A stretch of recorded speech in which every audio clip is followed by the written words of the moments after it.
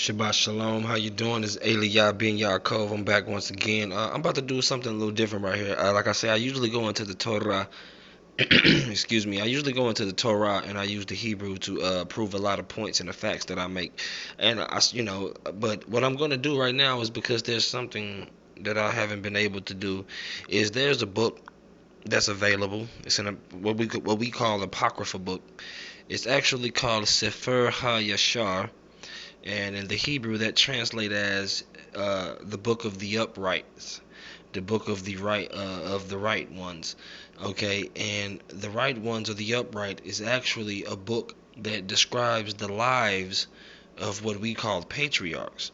Some of you may have heard of the book of Jasher. If you haven't, if you're watching this video right now, I suggest that you look it up on the internet, put it in a side window or something so you can refer to it, because I'm going to be bouncing back and forth between the book of Jasher and the book of Genesis.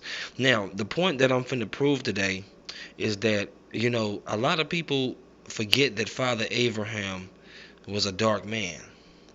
And now, like I say, I'm not here just to prove a racial point, but what I'm here to talk about is that the first great civilization that was ever mentioned in the Bible has actually been tried to be cut out in Genesis. So just like in a lot of these other videos, how we've been trying to prove how the New Testament is false, what I'm about to prove to you is how certain things have been mixed up even in the book of Bereshit. Okay, they haven't been taken out or they haven't been misapplied, but it's been more of the same effect of how they put all certain prophets together at the end of the book, because they're trying to, relate it to Jesus Christ. So therefore, you get confused and you don't know which prophets actually came at what point in time. So it's hard for you to determine what had already been fulfilled. Now, they did something like that in Genesis.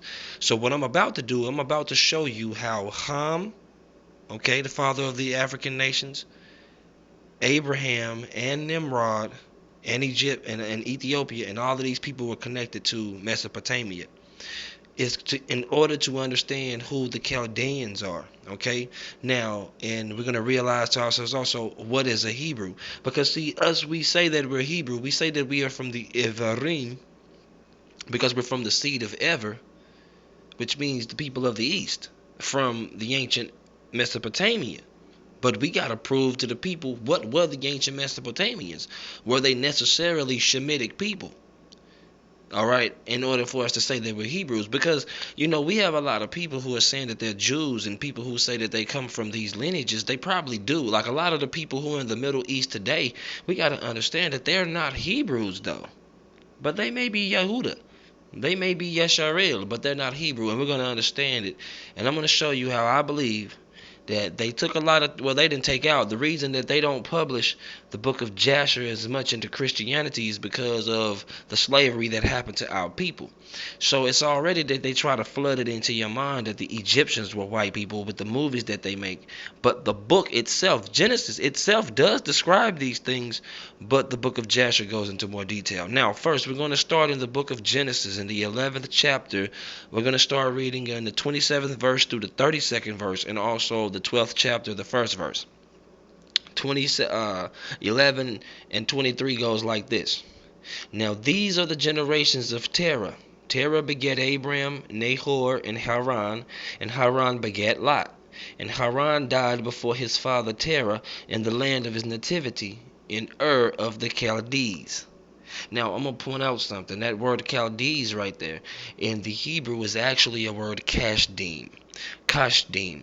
Okay, and it's a stem off of the root word Cush, which we know to mean blackface, or which means to be Ethiopic, is what they say. But actually, it means like Eastern and modern day Eastern and Central Africans, those who have that very dark, smooth skin tone, was Cush. Okay, and we see that we're speaking of Abraham and his brothers and his father Terah, and it says in the land of Haran, and Haran died before his father Terah in the land of his nativity in Ur of Chaldees, the Kashdim. We're speaking of southern Mesopotamia. 29 says, and Abraham and Nahor took them wives, and the name of Abraham's wife was Sarai, and the name of Nahor's wife was Milcah, the daughter of Haran, the father of Milcah and the father of Iscah. But Sarai was barren, she had no child.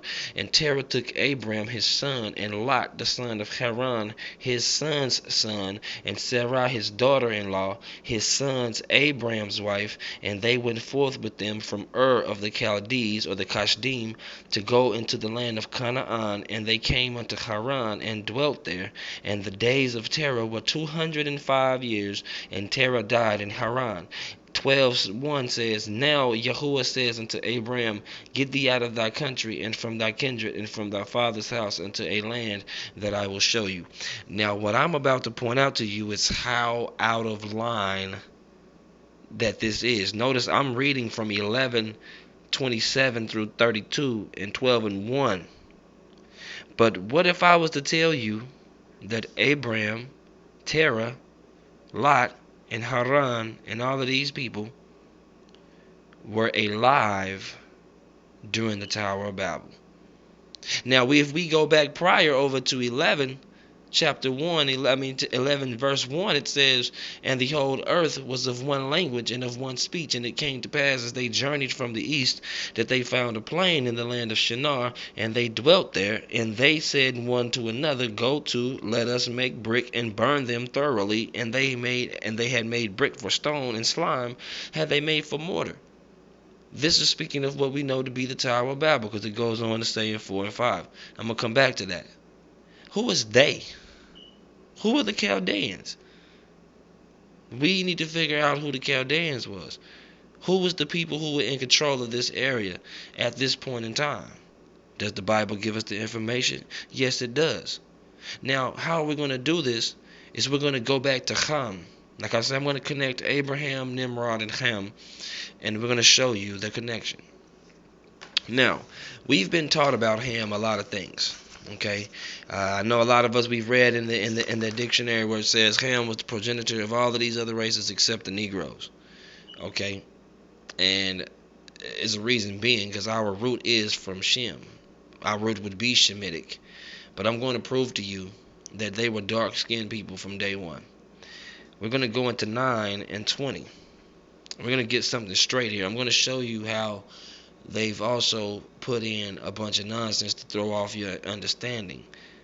Okay, in 9 and 20 of the book of Genesis, now we're in Genesis, it says, And Noah began to be a husbandman, and he planted a vineyard, and he drank of the wine and was drunken, and he was uncovered within his tent.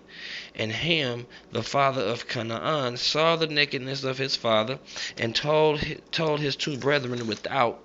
And Shem and Japheth took a garment and laid it upon both their shoulders, and went backward, and covered the nakedness of their father, and their faces were backward, and they saw not their father's nakedness. And Noah awoke from his wine, and knew what his younger son had done unto him.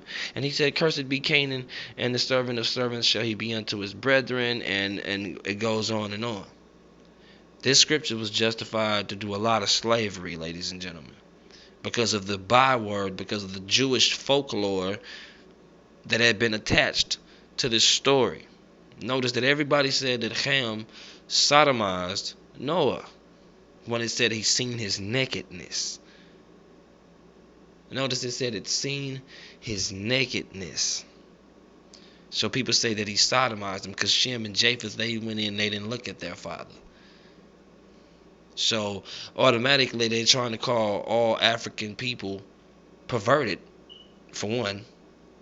They're trying to call you the root of the pervertedness of the world with your father Ham. I felt like, well, it never said that until I opened up the book of Jasher.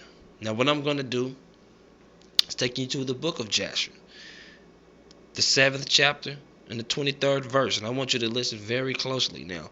I'm going to start reading from Jasher. And I'm going to go back and touch on some of those scriptures I've already read to put it all more in perspective. We're going to start off with Ham. It says in 23, And Cush, the son of Ham, the son of Noah, took a wife in those days in his old age, and she bare a son, and they called his name Nimrod, saying, At that time the sons of men again began to rebel and to transgress against Elohim. Nimrod means to rebel, to rebel.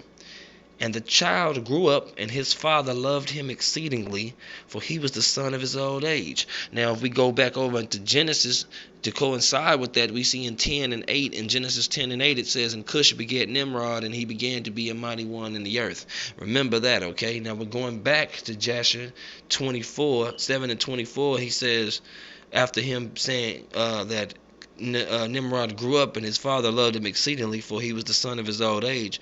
24, 7 and 24 of the book of Jasher says, And the garments of skin which Elohim made for Adam and his wife, when they went out of the garden, was given to Cush. Now, what is this talking about?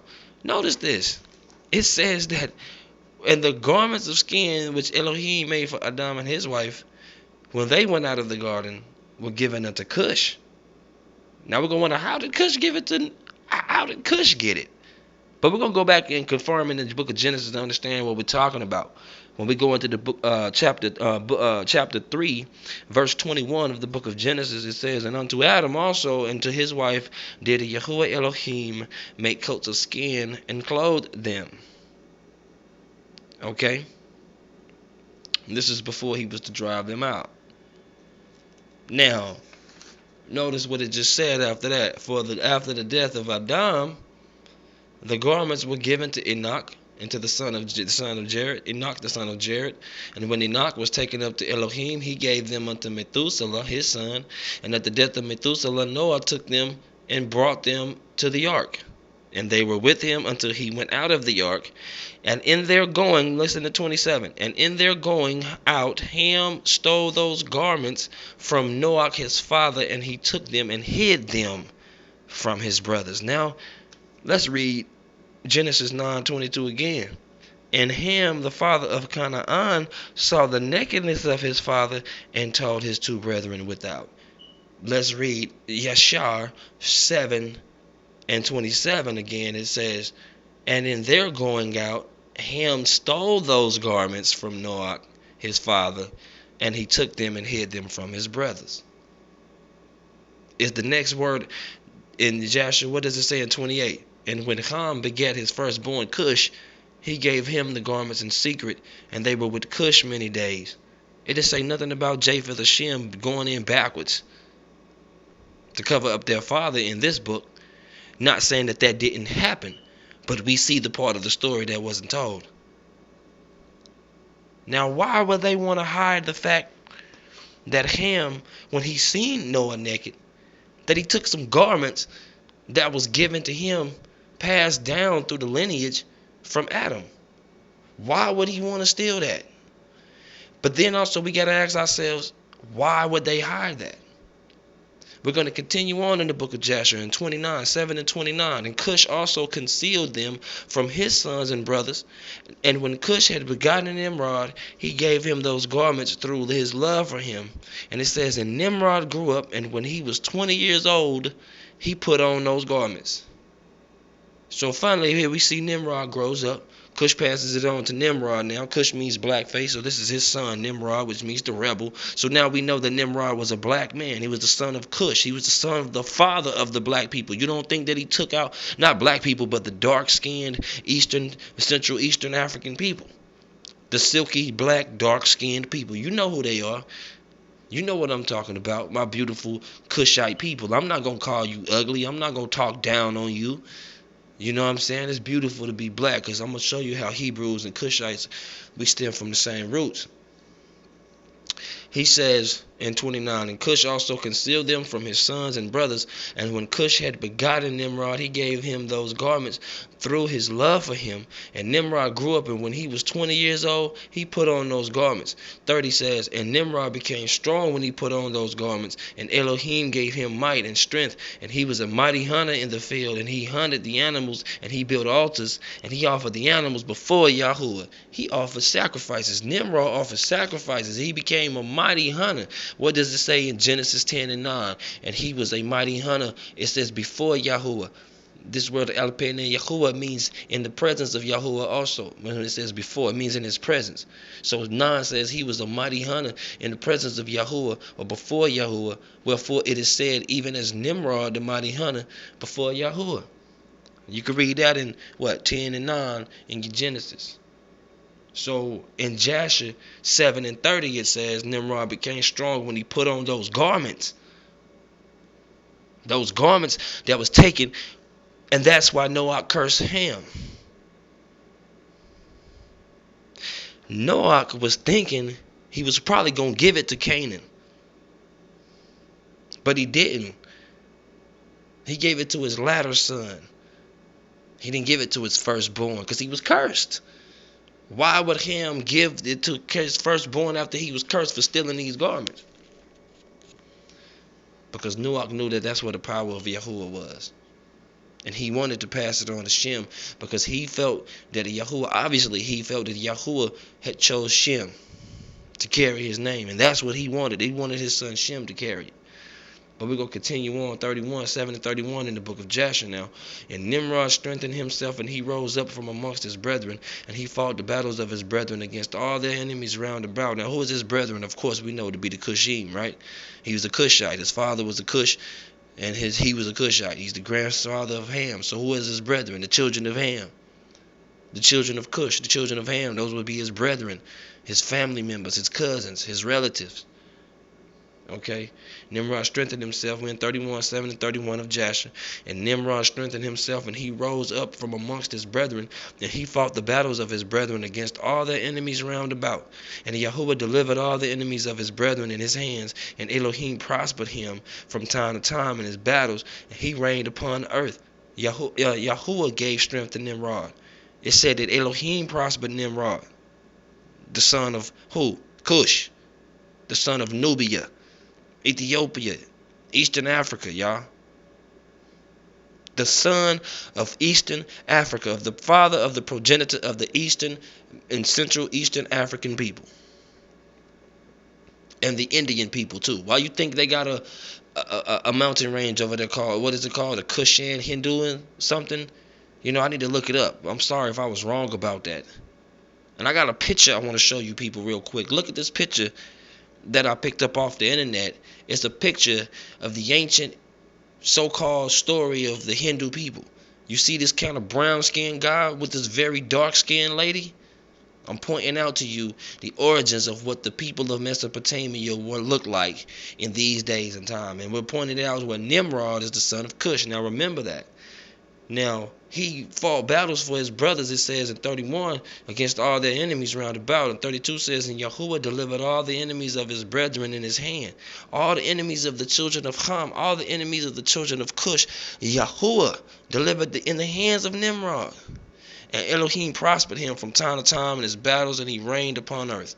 And therefore it became current in those days, when a man ushered forth those that he had trained up for battle, he would say to them, like Elohim did to Nimrod, who was a mighty hunter in the earth, and who succeeded in the battles that prevailed against his brethren, that he delivered them from the hands of their enemies. So may Elohim strengthen us and deliver us this day.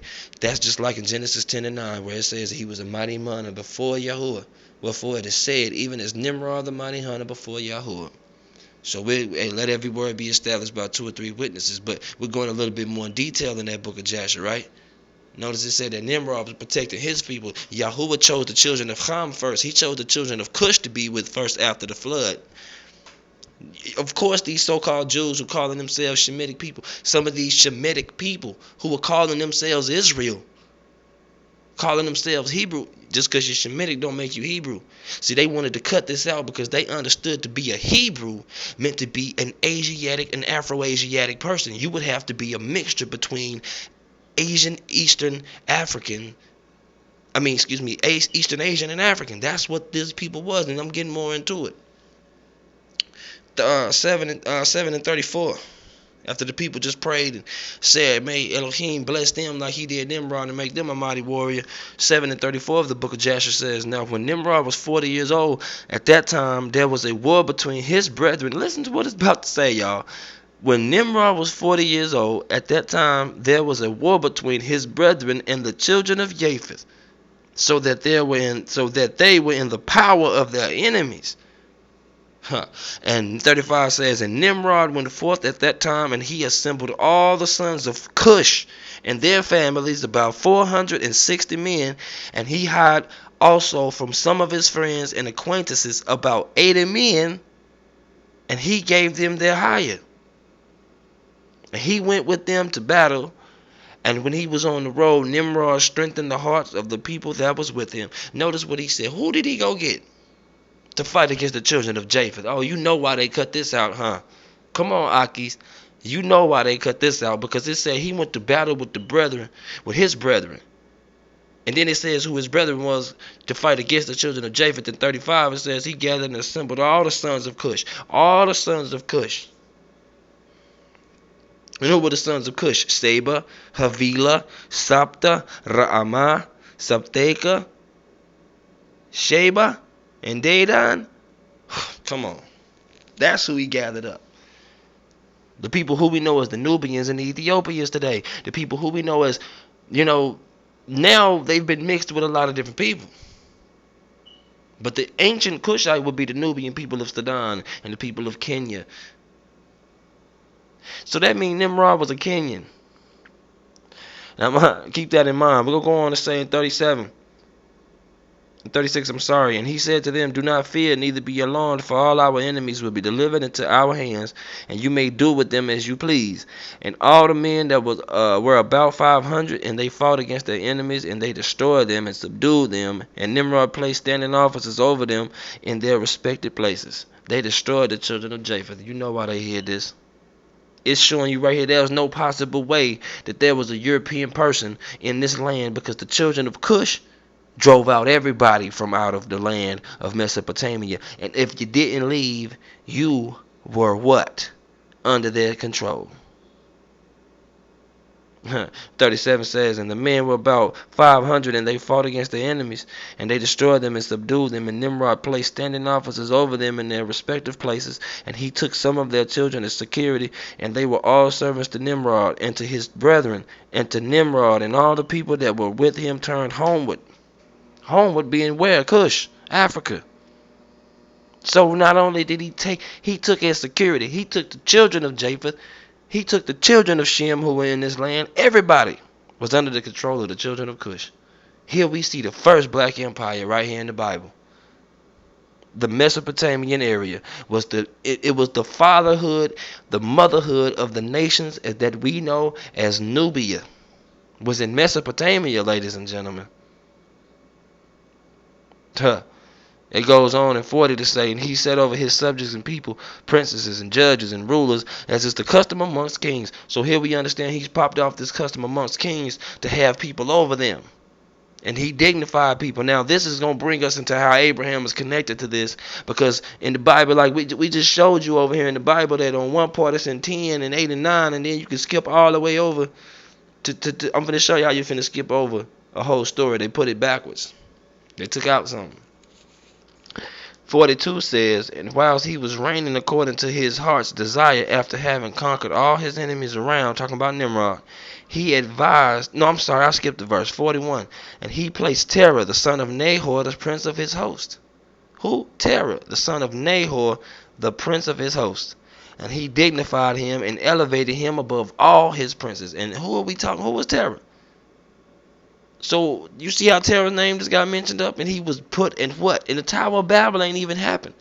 But if you go over here into when you go over here into to Genesis, Terah's name ain't even mentioned until the end of chapter 11 and 27.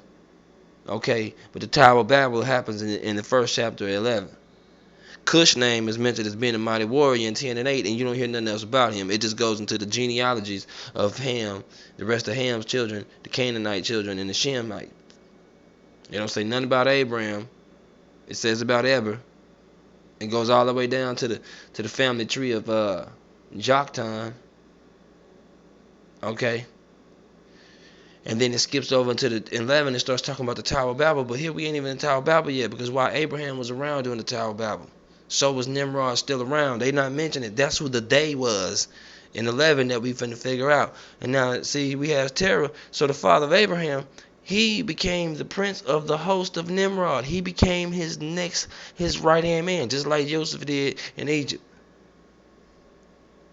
So, of course, where you think Terah got his wife from? This was a community where Shemites were under the control of Cushites.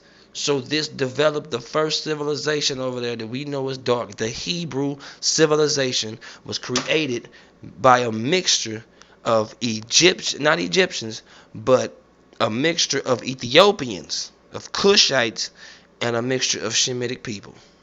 And that is what a Hebrew is. And that's what it's telling us right here. So, and he placed in 741 in Jasher, and he placed terror at the son of Nahor, the prince of his host, and he dignified him and elevated him above all his princes. 42. And whilst he was reigning according to his heart's desire, after having conquered all his enemies around, he advised with his counselors to build a city for his palace, and they did so. 43. And they found a large valley opposite to the east, and they built him a large and extensive city, and Nimrod called the name of the city that he built Shinar. For Yahuwah had vehemently shaken his enemies and destroyed them. Yahuwah was with him. So that's why he named it Shinar. Now what did it say over here in 11 once again? And 10, matter of fact, let's go in 10:10. 10:10 says, in the beginning of his kingdom, speaking of Nimrod, we're in Genesis now, Genesis 10:10. And the beginning of his kingdom was Babel, Erech, Akkad, Calneh, in the land of Shinar. It said that that's what his beginning was, but over here it says that they found him, after him requesting for a place to be built, they found a large valley opposite to the east, and they built him a large and extensive city, and Nimrod called the name of that city Shinar. And 44 goes on to say, and now, and I'll be back in Jasher, Jasher 7 and 44, but we just had to point that out over there.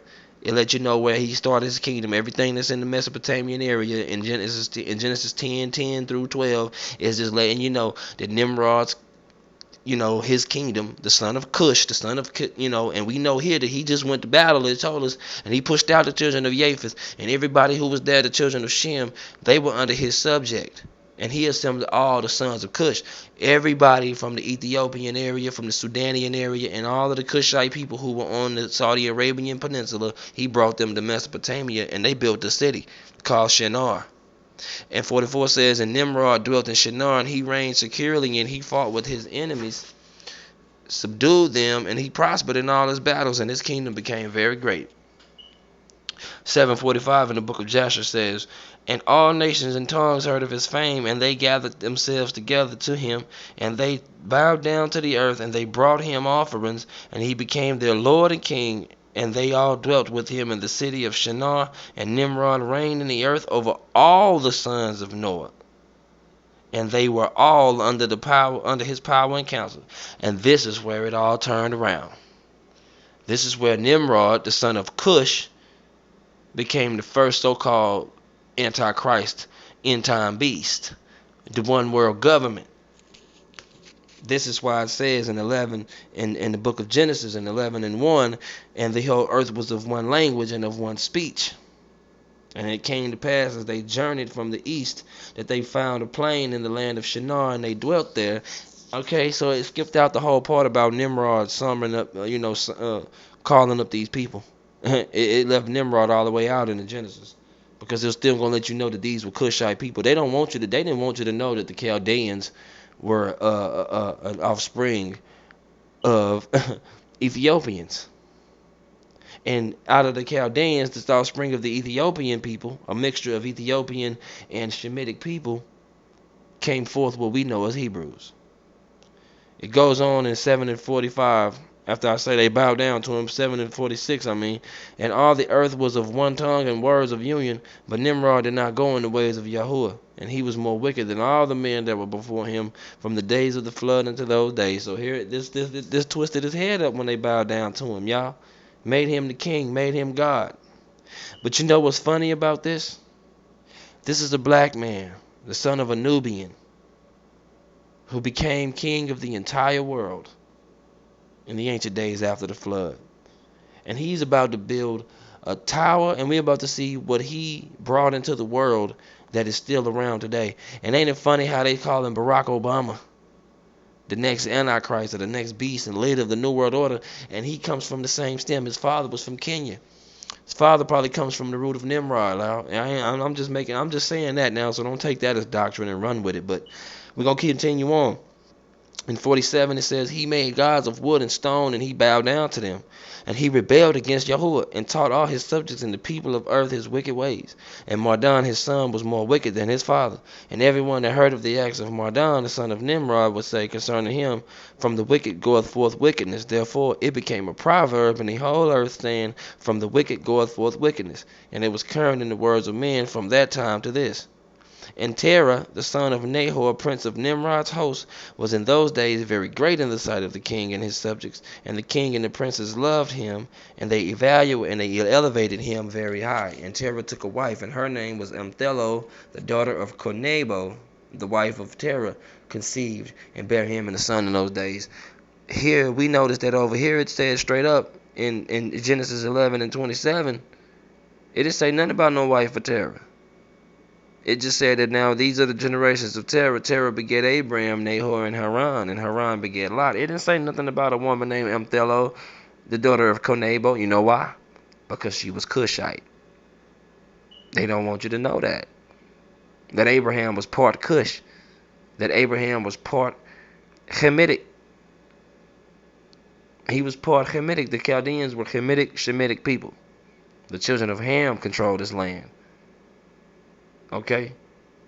It goes on in 51, it says, and Terah was 70 years old when he begat him, and Terah called the name of his son that was born to him Abraham, because the king had raised him up in those days, and dignified him above all the princes that was with him.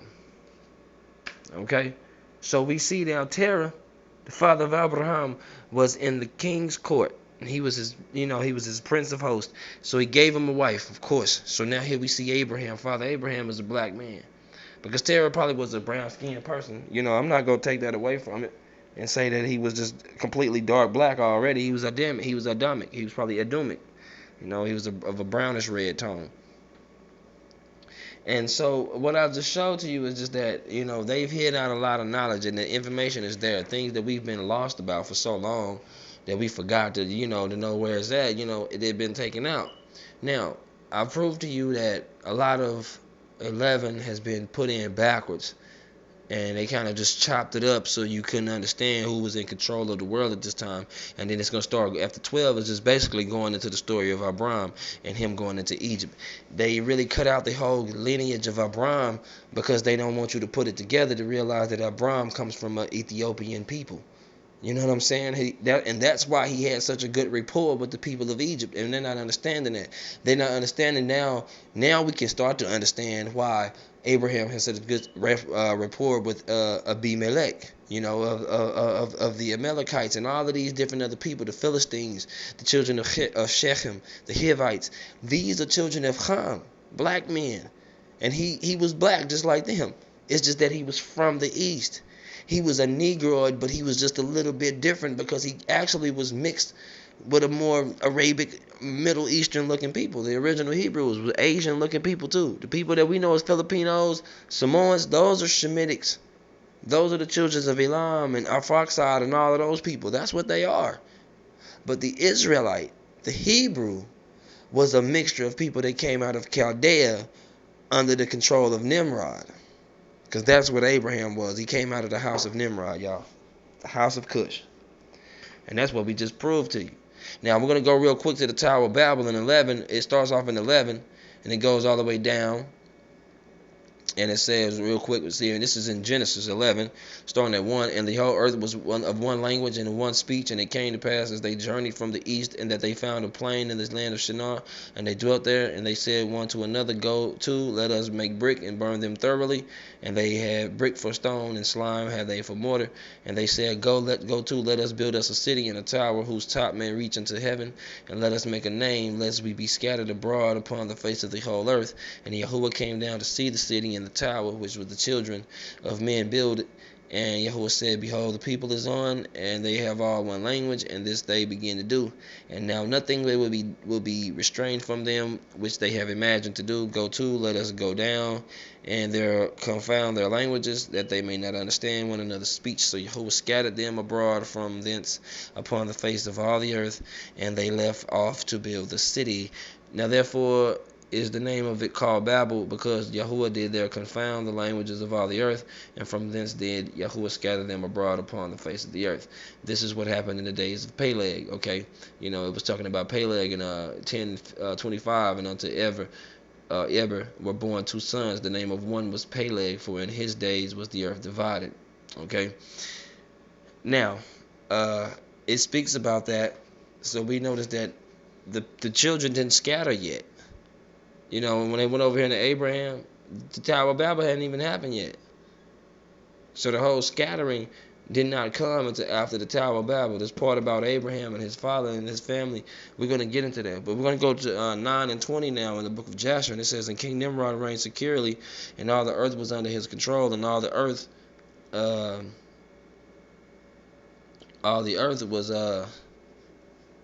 was of one tongue and one word and words of union, and all the princes of Nimrod and his great men took counsel together, Phut, Mizraim, Cush, and Canaan with their families, and they said to each other, what did it just say? Who took counsel? Now we see who the they is when they said, let us one another. That's why it says brick and mortar. These are temples. That's why when you go into India, you find the concept of building pyramids. In Africa, in Egypt, the concept of building pyramids. Over in the Mayan area, the people with the concept of building pyramids. That is an ancient signature, an ancient sign of Egyptian people. Is the pyramid. The bricks and the masonry of building pyramids. The brick and mortar. He says, in 21, 9 and 21 of Jasher, and all the princes of Nimrod and his great men took counsel together, Phut, Mitzrayim, Cush, and Canaan with their families. And they said to each other, come, let us build ourselves a city, and in it a strong tower, in its top reaching heaven, and we will make ourselves famed, so that we may reign upon the whole earth, in order that the evil of our enemies may cease from us, that we may reign mightily over them, and that we may not become scattered over the earth on account of their wars. And they all went before the king, and they told the king these words, and the king agreed with them in this affair, and he did so. And all the families assembled, consisting of about 600,000 men of the families of Ham, and they went to seek an extensive piece of ground to build a city in the tower. And they sought in the whole earth, and they found none like one valley at the east of the land of Shinar, about 2 days' walk. And they journeyed there, and they dwelt there, and they began to make bricks and burn fires to build the city, and the towers that they had imagined to complete. And the building of the tower was unto them a transgression and a sin, and they began to build it. Whilst they were building against Yahuwah, Elohim of heaven, they imagined in their hearts to war against him and to ascend into heaven. All these people and all these families divided themselves in three parts. The first said, we will ascend into heaven and fight against him. The second said, we will ascend to heaven and place our own gods there and serve them. The third part said, we will ascend to heaven and smite him with bows and spears. And Elohim knew all their works and all their evil thoughts, and he saw the city and the tower which they were building. Listen to what these people said that they was trying to go up there and do. But don't that remind you of some people in this day and time, though? That Tower of Babel? That we're going to go up there and ascend into heaven and fight against him. And then some say we're going to go to heaven and place our own Elohim there and serve them. And the third part say we're going to ascend and smite him with bows and spears. They thinking they're going to go up there with the normal warfare that we use here in the world. That's what they thinking. It goes on to say in 27, and when they were building, they built themselves a great city and a very high and strong tower. And on the court of its height, the mortar and the bricks did not reach the builders, and their ascent to it unto those who went up had completed a full year. And after that, it said it took a whole year to take a brick to the top. And after that, they reached to the builders and gave them the mortar and the bricks. Thus was it done daily. And behold, these ascended, and others descended the whole day. And if a brick should fall from their hands and get broken, they would all weep over it. And if a man fell and died, none of them would look at him. And Yahuwah knew their hearts, and it came to pass, when they were building, they cast the arrows towards the heaven, and all the arrows fell upon them with blood. And when they saw them, they said to each other, surely we have slain all those that are in heaven. For this was from Yahuwah, in order to cause them to err, in order to destroy them from off the face of the ground. And they built the tower in the city, and they did this thing daily until many days and years were elapsed. And Elohim said to the 70 angels who stood foremost before him, notice what it just said, the 70 angels. Notice the wordplay here in Yasha, the 70 angels that stood before him, the Elohim. To those who were near to him, saying, come, let us descend and confuse their tongues. that one man shall not understand the language of his neighbor, and they did so unto them. And there we have the scattering of the nations. And it's going to continue on to talk about how they all did, and he scattered them. Then came the separations of the nations, which we know to be in verse 10. Ain't that crazy? So the land where they all went, where it's talking about how they were separated, a lot of these separations didn't come until after the Tower of Babel, when he confounded their languages. And that's a whole nother subject. And we're going to get into that. And we're going to show you how the book of Yasher breaks down to who went and where they came from and where they was at. So Yahuwah may bless us all. If you have anything to say about this video, any rebuttals, anything that you don't like about it, hit me up, let me know. Always, give me your opinion. Thanks for everybody who does that. I appreciate you. Shabbat Shalom. And I hope you learned something.